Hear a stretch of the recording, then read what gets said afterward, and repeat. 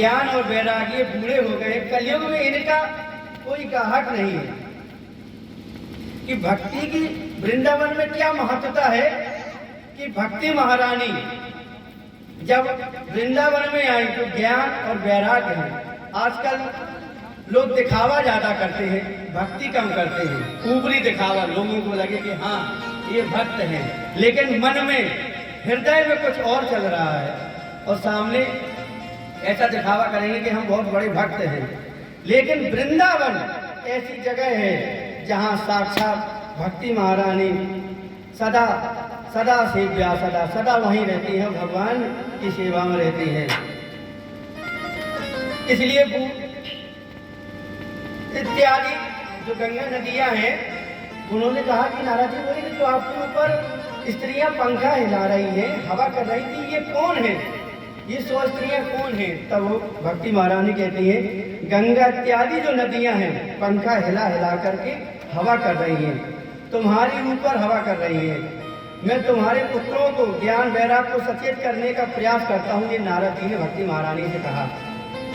नारद जी ने ज्ञान और वैराग के कानों के समीप जाकर के अपने मुख से कहा कि हे ज्ञान वैराग शीघ्र जागो, शीघ्र जागो, चेतो।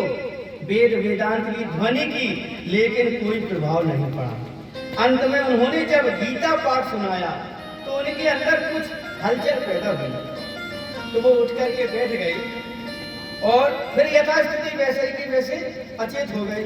थोड़े देर के बाद मैं नारद जी ने कहा इनका, जिससे इनको अचेत अवस्था से चेतना जागे इनके अंदर, सचेत कैसे करूं?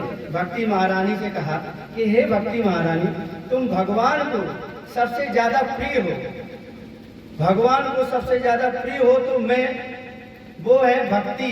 इसलिए भक्ति मिलती कब है? जानते हो, भगवान को प्राप्त करने के लिए पहले भक्ति करनी पड़ती है हृदय से, हृदय से।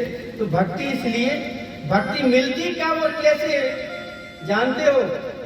भगति तात अनुपम सुख मूला, मिलाए जो संत हो अनुकूला।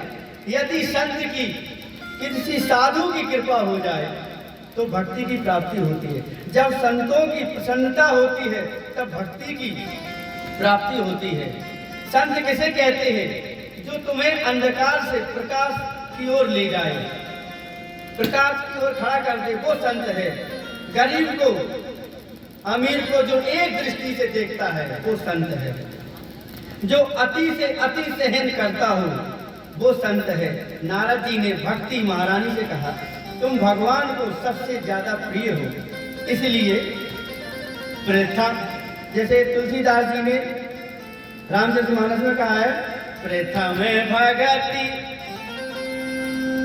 प्रथम प्रथम